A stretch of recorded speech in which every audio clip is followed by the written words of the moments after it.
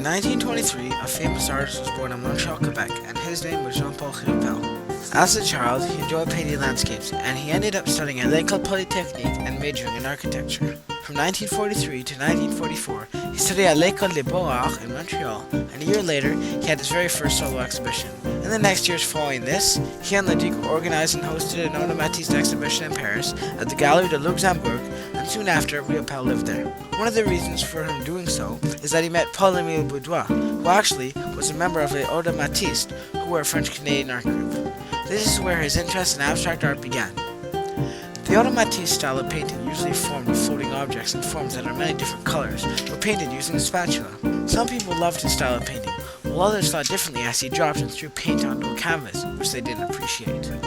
From 1954 onwards, he had exhibitions regularly in Paris and New York, where he was given a show every 2 years. Riopelle was also a very amazing sculptor. Many people don't know this, but he actually ended up creating his masterpiece, La Jude, which was created for the 1976 Olympics, which were hosted in Montreal.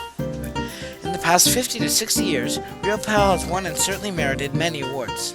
Some of his more important awards are the Prix International de Guggenheim, awarded to him in 1958, and the UNESCO Award in 1962 at the Venice Biennale. In 1973, he won the Philippe Hébert Prize and was inducted as a Companion of the Order of Canada in 1975. On March 12, 2002, at the age of 78 years old, Jean-Paul Riopelle died in his home on Îlot Cru near Quebec City.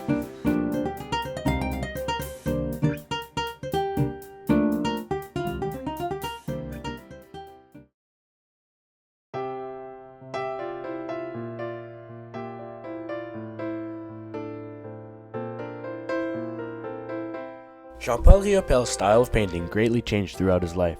A famous historian named J. Russell Harper classified Riopelle's painting career into 5 stages: Tashless brushwork from 1947 to 1948, controlled drip from 1950 to 1951, mosaic-like surfaces impastoed with a palette knife in 1953, larger canvases crisscrossed by wandering lines in the mid-1980s, and a trend towards figuration from 1959 to 1960. Riopelle sold his first 2 paintings at the age of 23 to an insurance company. The paintings had been lost en route to Toronto, so the company had to pay for them. This wasn't what he expected to happen for selling his first paintings. He had wanted to celebrate and have fun with the money he had gotten, but instead, since he didn't know where the paintings would end up, or who had them, he wasn't able to celebrate and instead started painting more to replace the 2 lost ones. His first exhibition was held in Paris in 1947.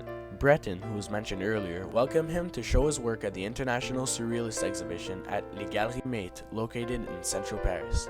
His works were shown soon after at Les Galeries du Luxembourg, which is also in Paris. His shows were called Automatisme and L'Imaginaire. He remained unknown to most Canadians despite his growing popularity in Europe and the US for over 10 years. 14 to be exact. His first one-man exhibition was held at the Galerie Nina Dosset in Paris in 1949. Unfortunately, not one painting was sold in the show, which made him very disappointed. 1 month later, however, a friend of his asked him if she could buy all his paintings to use them as backdrops for his sculptures in an upcoming show she had planned. He agreed and sold all his paintings soon after. This was a big relief for him since he had never sold a painting to anyone yet. One day, a complete stranger who had seen his work had asked him if he wanted free access to an atelier, where he later worked for the following 2 years. This was a great chance to really start exploring his creative side. Before this, he had used the basement of his home. This was not practical because he had 2 young children who constantly sought his attention.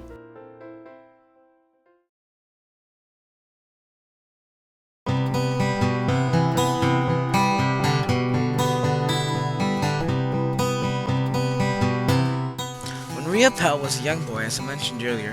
He was very interested in painting landscapes, but that gradually changed later on in his life. He started more abstract paintings after he met Paul-Émile Boudoir, who influenced his painting very much.